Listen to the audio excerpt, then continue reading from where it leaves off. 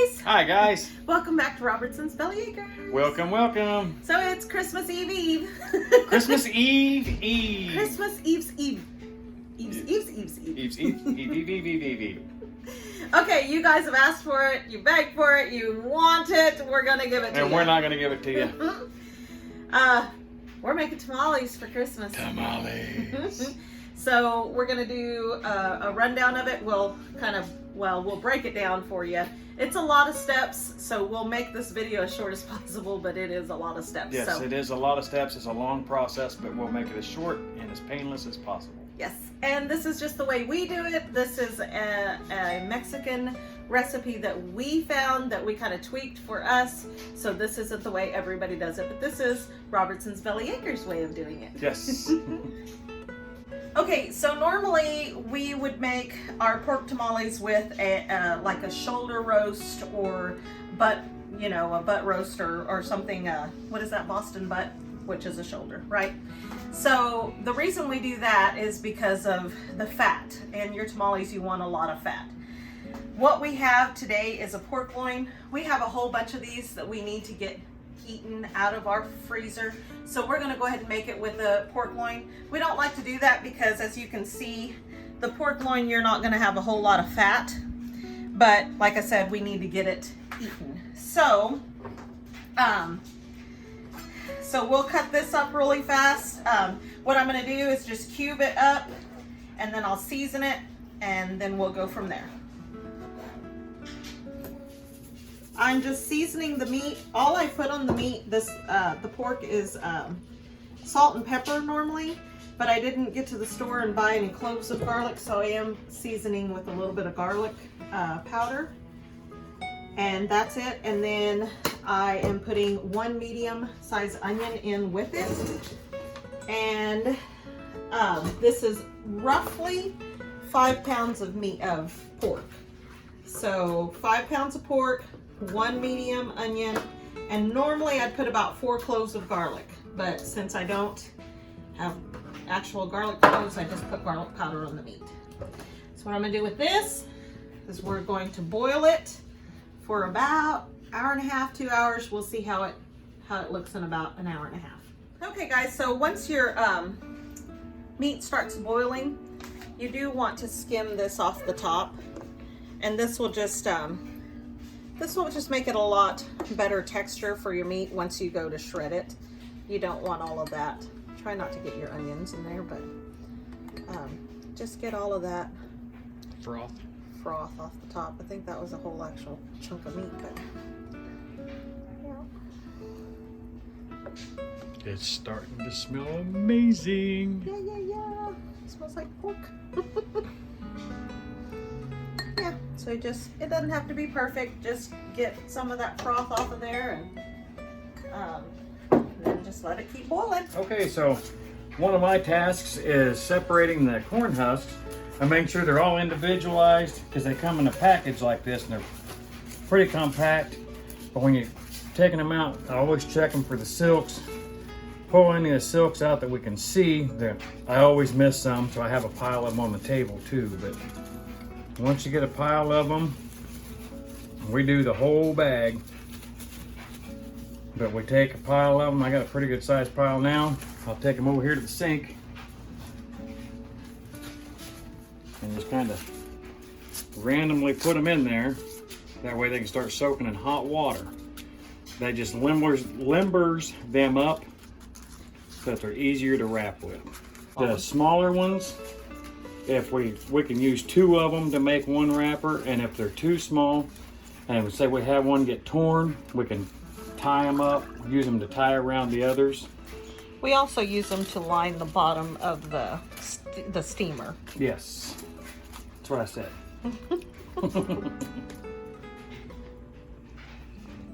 Okay guys, so as you can see, the pork is pretty much, it's cooked all the way through. So I'm just going to set that aside. We'll shred it here in just a little bit. So I'm just going to turn the heat off and move that back. because I will need the broth from that to make the mole or the red sauce. Okay, so we're gonna start working on the mole. So first thing we need to do is get our chiles prepared. And what we have found that we use, that we like, we've tried several different combinations. We like the New Mexico chilies. These are the extra hot, or as it says back here, muy picosos. Muy picosos. We like the extra hot New Mexico chilies.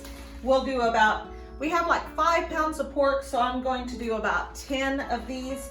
Some of them are small. I might slip another one in there. We'll just see how that goes.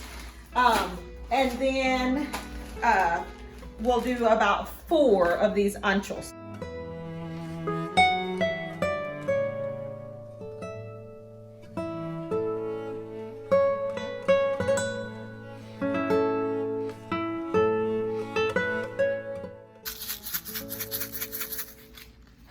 The baby rattle. So what's your most favorite Christmas memory when you were a kid? My most favorite Christmas memory, I would have to say, was when I got my big wheel. I hadn't thought of big wheels in a long time. And actually, it wasn't a big wheel. It was It was the, what is that called? What would they call you? Best value or?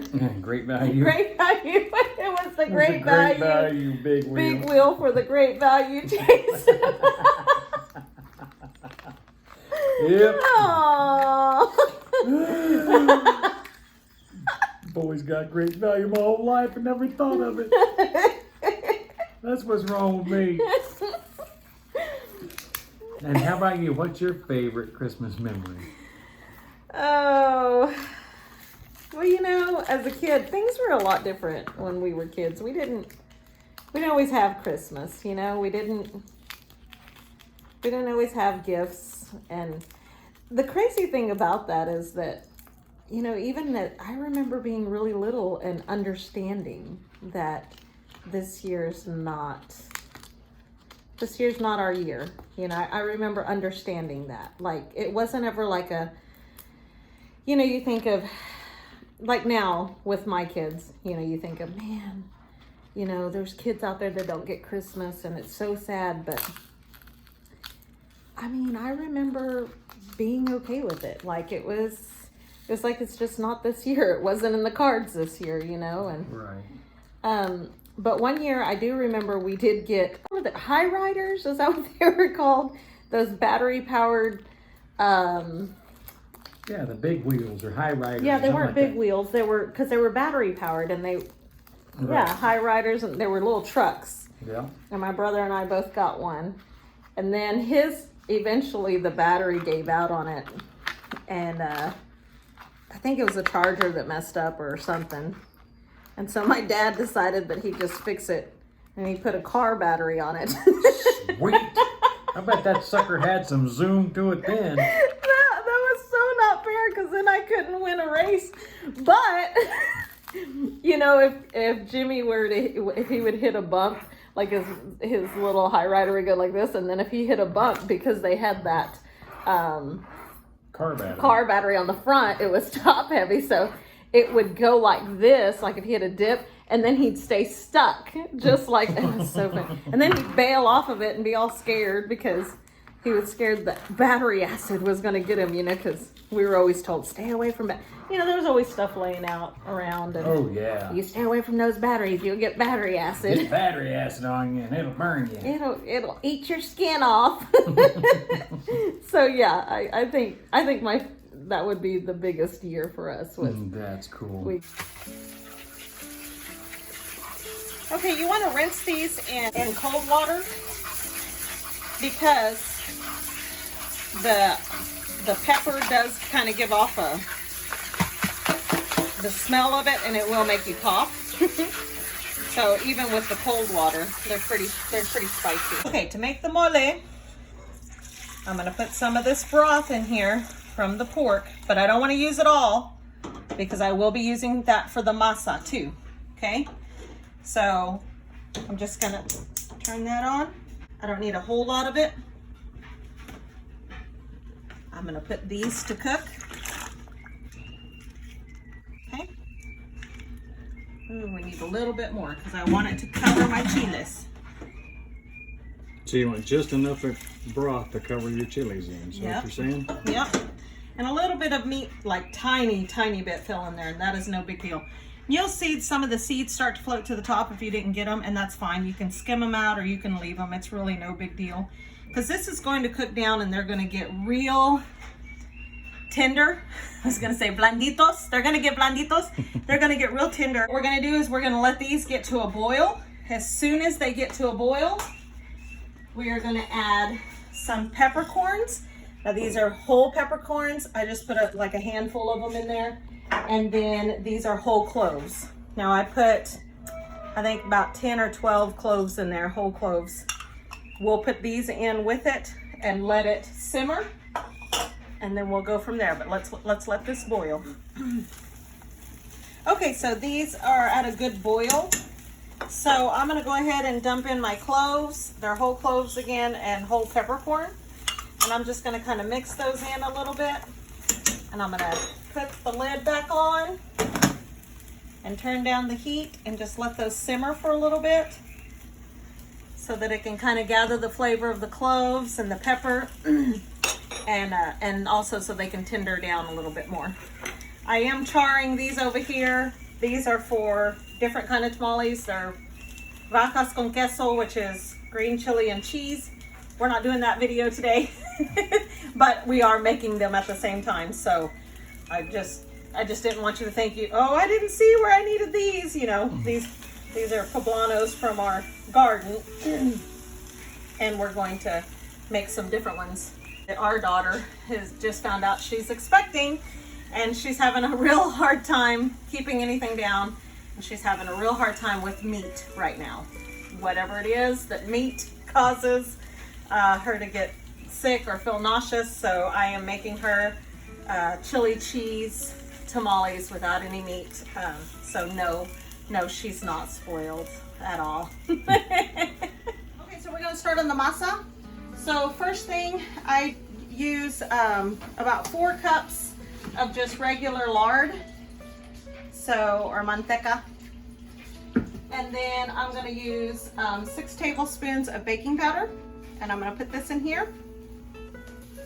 And it is in my mixer bowl because I'm gonna put this in my mixer. And I don't want it too fast because, as you can see, it kind of makes a mess with that I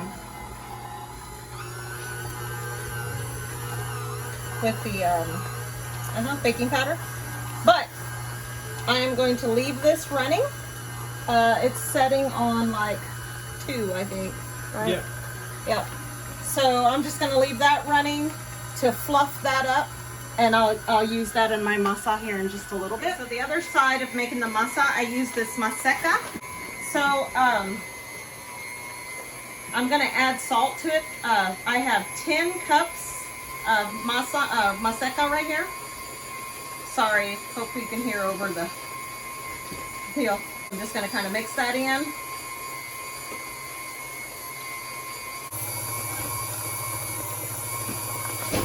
Make a little well inside my maseca. And I'm hoping that my broth has cooled off enough for me to work this masa, but I'm just gonna try to dump it in there very easily so I don't get like the onions, too much of the onions in there or anything. None of the big chunks. I don't think I'm gonna be able to put my hands in that, so I'll use a spatula. And I'll start working that. Masa. So I've moved this to a bigger pan so that I can work the masa a little bit easier. I have already used all the broth from the pork, so I need some more. I'm gonna go ahead and dump a little bit of this broth from the chiles. I'm gonna need some of that for the molé, but this also gives it that red tint that you get to the, you know, on your red pork tamales.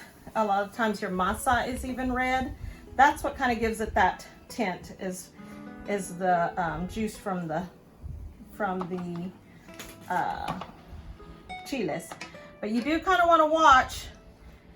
You don't want to get, I should have used a strainer, cloves in there, because somebody's going to bite down and they're going to get a clove, full clove or peppercorn, you know.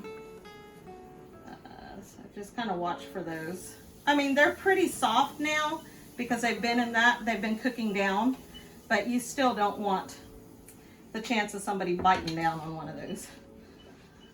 They might hurt. Now that we've got the masa worked and it's not too sticky, you can see it's not too sticky. This is the consistency we like it. Some people like their masa a lot thinner than this so they can spoon it on. We do ours with the tortilla press. So now's when we're gonna go ahead and put our manteca in. And so see how pretty and whipped it is? It's really pretty and whipped. So Gracie's gonna start putting that in. You don't have to put it all in at once. You can put like a little bit and work it in and then. That good? Yep. Okay. And then you'll just start working that in.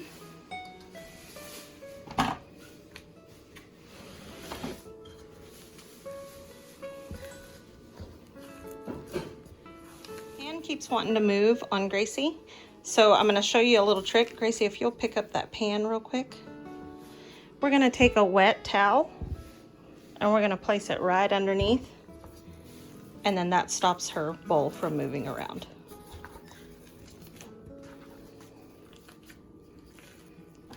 You guys, tamale making is a very messy business. Okay, so we're gonna go ahead and test our masa, but before we do, when you get your corn husks, I don't know if you can see it, but this is the rough side and this is the smooth side. You always want to put your masa on the smooth side, that way it doesn't stick to it so much. We'll take us a little pinch here and kind of press it on there. Press it out just like you're going to if it was going to be rolled.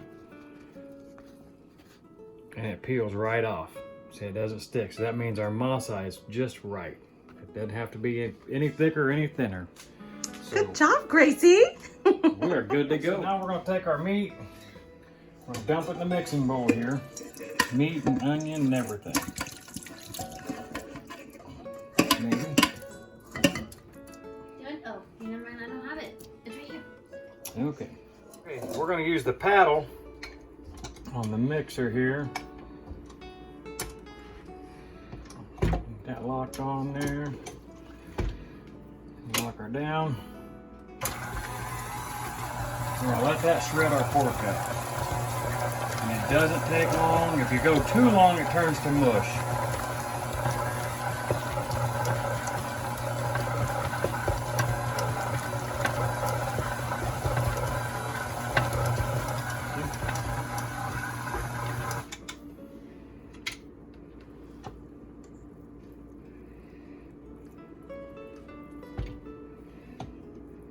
And just like that, nice full pork. Okay guys, so it's time to make the mole. So I'm going to put the chiles in my food processor. And these are both the Ancho and the New Mexico chiles. They are very tender now. So we're gonna dump those. I'm gonna go ahead and put them all in there since I don't have, a lot of times we have to do this in batches when we're making, you know, 20, 30 dozen.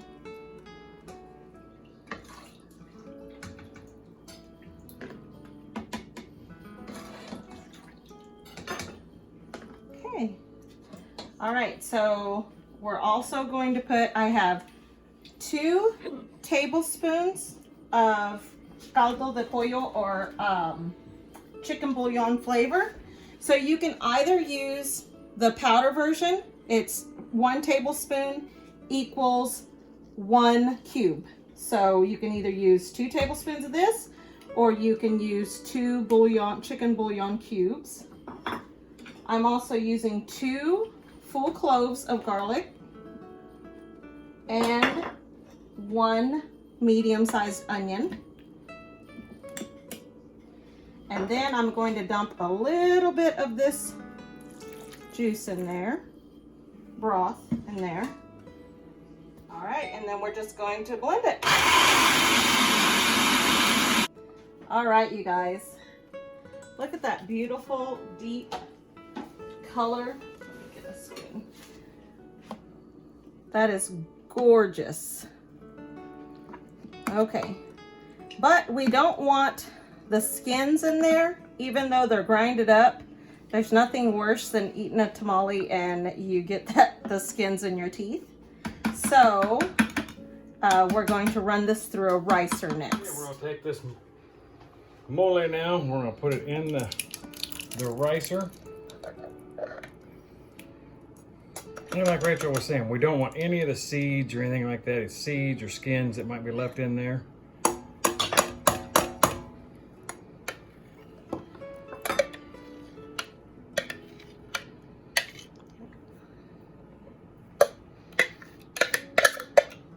Do with this,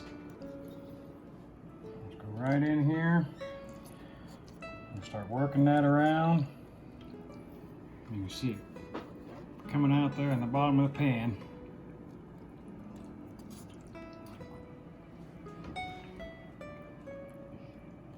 Get a lot of that liquid out of there.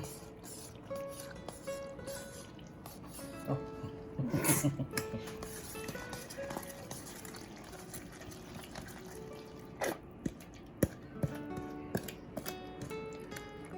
See, we're getting a lot of that out of there already.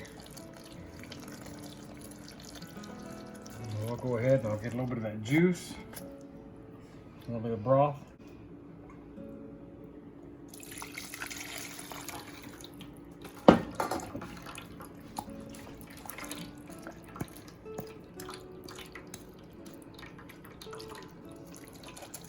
And just keep working it around until you get as much of that good stuff out of there as you can. It's got about everything out of it. Okay, so this beautiful red, this has already been ran through the ricer, and it's beautiful consistency right here, but this wouldn't be near enough red sauce for all of the pork that we have. So we want to make it, we do want to make it a little bit thicker, and we want to add a little bit more to it. So here's the next step to our mole. All right, so here's the next step. I'm gonna put a little bit of manteca in my pan. Probably get 2 tablespoons, 2 serving spoons here. Really, whatever's left in my pan. So I'm gonna melt that down. So it's really just enough to kind of cover the bottom of this big pan here, this big frying pan. What is it called? Skillet. Skillet. Sorry. All I could think of is the Mexican word, the sartén, but it's so funny when I get to cooking Mexican food, I hear my mom's voice in my head. So all I hear is the Mexican words. I don't hear the English. All of a sudden my English is gone. Okay, so now we're going to take regular all-purpose flour. We're gonna put it in here. If you make gravy, you know how to do this part. This is basically what mole is gravy. So I do want to put enough in here. I don't want it thick here, but I don't want it too oily either. What is it, red but not too red? Yes, wet but not too wet. Yeah. So you do, just like gravy, you want to make sure that you don't have lumps in here. And you also do not want to walk away from this. Once you start this part of it, don't walk away, you will scorch it. So. Again, just like gravy. Just like gravy. So It's funny because we cook by smell. I know a lot of people that are very experienced cooks or learn down home cooking, you cook by smell. I will know when this is ready when I smell it.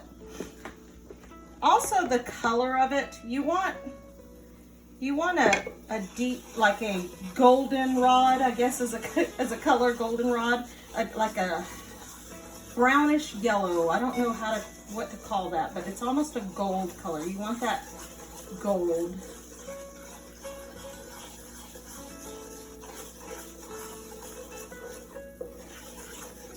You want to keep stirring because you don't want it to scorch. Don't want it burnt to the bottom of your pan.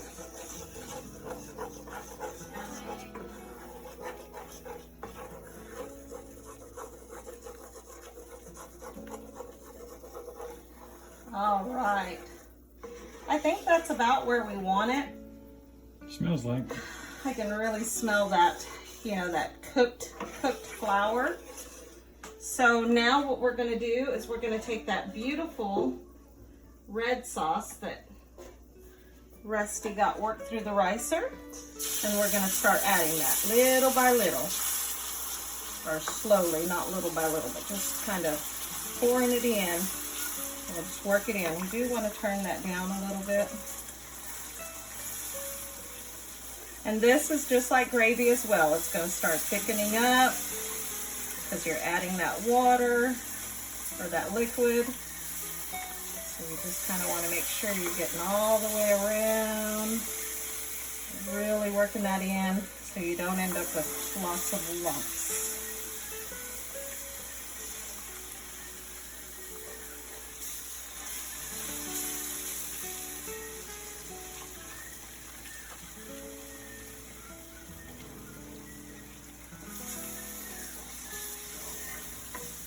I can already tell that this mole is going to be way too thick and we are going to need more liquid.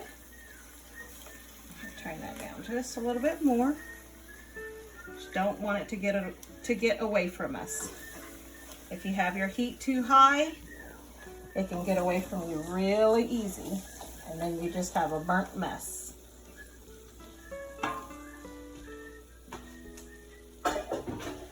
Again, this is our version of tamales. Not everybody makes the mole.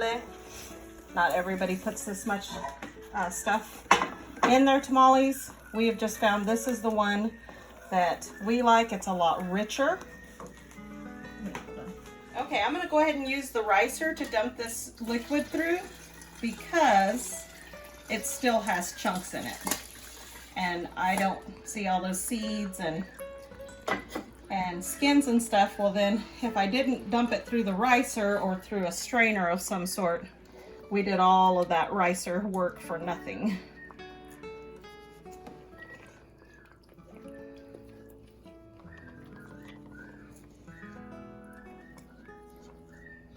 Okay, so now it's just gravy work.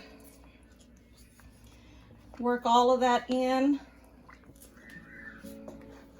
I know what I'm going to ask Rusty next. I don't know if you guys have had the chance to see the video where Rusty surprised me with this this spice cabinet up here. But he did that for me one day. I was at work and I came home and he had made that for me, and that was so awesome. So now I'm spoiled and now I want more stuff, and I feel like I need a light right here. Oh, we can't do lights. Why can't we do lights? Because that's too hard. Yeah, okay. We only flip houses for a living. It's too hard to... Yes. Yes, I don't think so. Okay, so look at this consistency. I really like this. It's a little thick, but it's not bad. It's not too bad. It'll coat really good that way. Yes. But we've got this gravy, really pretty, just the way we want it. Or this mole is what it is in Spanish. It's a mole. We're gonna go ahead and start dumping in our pulled pork.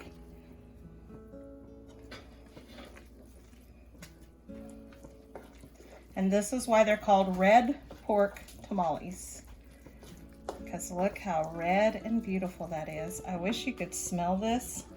Once you mix in like the chiles and the cloves, it's just such a distinct smell. It's very, very Mexican, very Mexico flavor.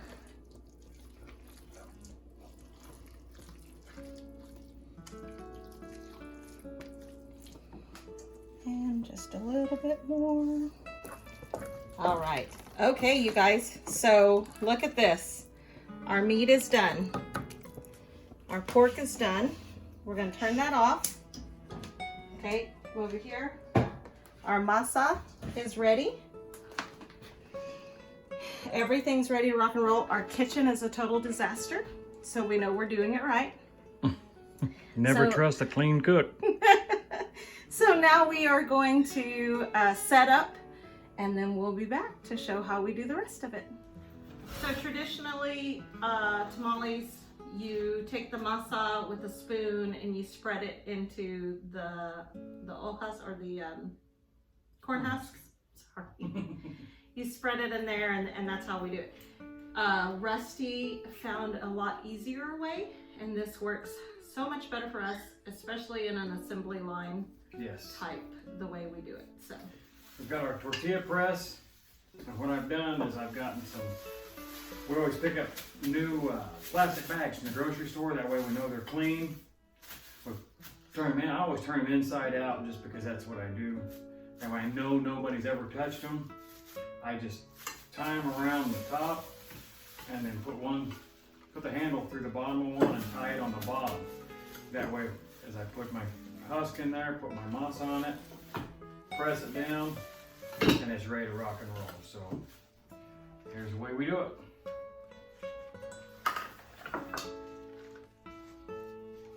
Like I say, always find the smooth side.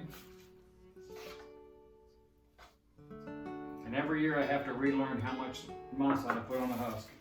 yeah, he started using that ice cream scoop because that kind of controls a little bit. There you go. Okay, so there's our almost perfect tortilla on the corn husk. And then from there, I fill it. So then to roll them, I always push it forward. I don't like the corn husk caught in between it, in between the masa. So push it forward like that, close it there, roll it. Oop. See how we kind of pour it open? We got a torn one. That's what we use the small ones for. Kind of patch it, and then we fold it, and that's it. If we have one that doesn't want to stay closed, we will tie them, but we only do that if we have one that doesn't want to stay closed. But look at all that meat. That's what we want, that tamal. We want lots of meat and not just all masa.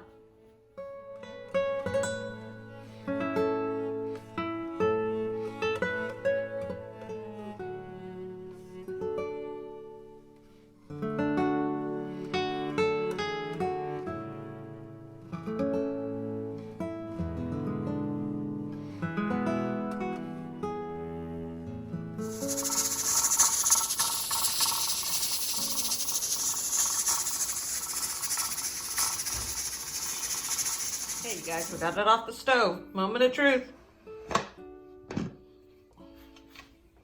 Oh, can't get too close, but oh my goodness.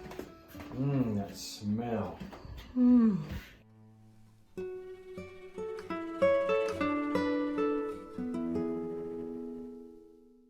you have to let them like set or rest for at least 10-15 minutes.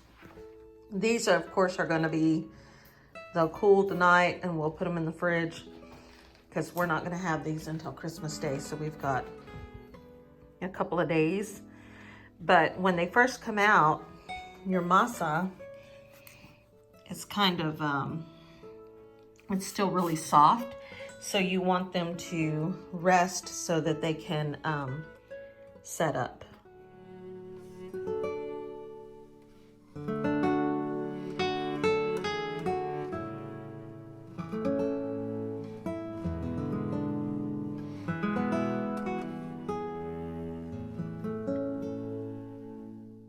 you have it. Those are the red pork tamales. Like I said, they have to cool so that they can set up. But as you can see, they have plenty of meat.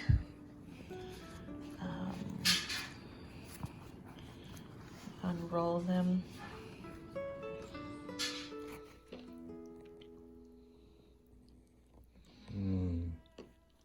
That's a lot of meat in that tamale, you guys. You can see how that's just coming right apart. Yum. I guess we have to eat this one now, Rusty. Oh, isn't that terrible? Okay, guys, so it's 1 o'clock in the morning. And this is how we do our red pork tamales. Yep. We make other tamales. We just didn't record them. We just wanted to focus on the red pork tamales. That's the way we do them. I know there's different ways, you know. It's just this is the way that Russ and I like them. Yes. And it seems like it works out good for us. We've got a lot of people that have been hounding us the last couple of weeks. Hey, we're ready for tamales. We're ready for tamales.